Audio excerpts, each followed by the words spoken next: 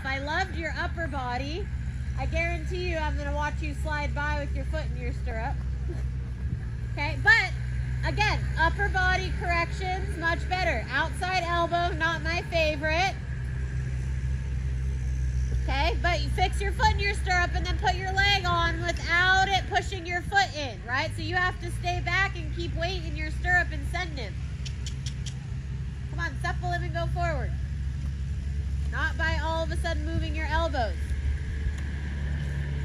When you sit back and open a rein, is he gonna fight you? Let me see it. Open your inside rein.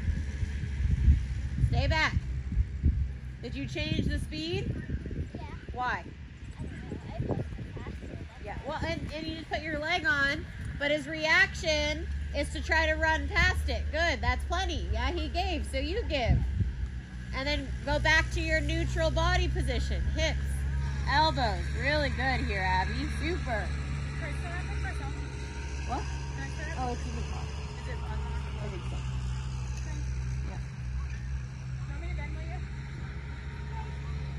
Good. Now if you pick up canter, is he going to canter straight through to the contact? You've worked on a lot of inside bend. Your trot is lovely. Yeah, this is a good position, but I guarantee you he'll fall out, right? So after you bend to the inside and he gives you the correct response, your job is to then take your outside elbow and push him through to the contact. Get that food for me, Julia. We just, I don't know, it's sprinkled around our circle somewhere. Oh, sorry, I didn't see it. Good, and then let me see canter. Keep your outside elbow. Sit up. Sit up and back. Push, come on. There are too many steps in between that where you're not riding your canter. Yeah, and because you aren't ready, you put him into a better canter and then lost your balance and looked like a kid just being taken for a ride again there a minute. You weren't plugged in. You didn't look like you were creating it, right? Own the steps of the canter. Good. Drop your leg down. Why is your leg in the inside pinched on him? You can get him to move off with the inside leg, but then he's got to respond. Good. Let me see a down transition. Squeezing your thigh, rock back, keep your reins. Yep, compressing back to you. Good, and up transition to canter. Sitting step, stay back. Did he fall out to the outside? Mm-hmm. You feel that? He's way overbent. Okay, trot. I promise you he'll leave the court if you keep doing that in the wrong moment. Yeah, luckily, for beginner novice, they made their canter transitions where that's not really possible. But the minute you go novice and your canter transition depart is like that, he'll hit the court and then just hop out. Yeah, stop overbending into the inside in your canter transition. And you know how I know you do that?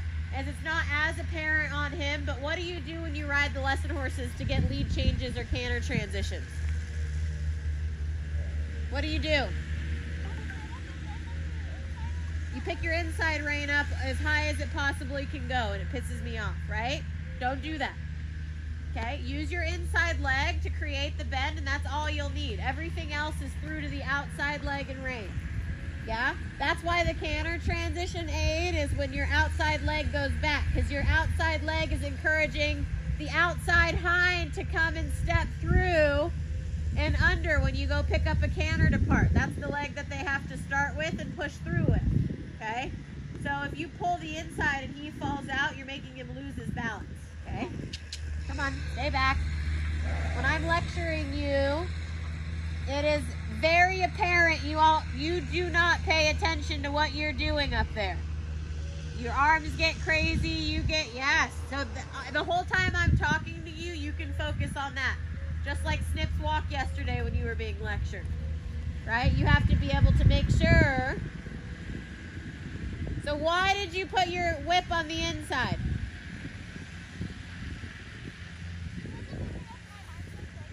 So you put your whip on the inside? He wasn't moving off your outside leg, so you put your whip on the inside? No, I was inside. But he's falling out. We're having falling out problems.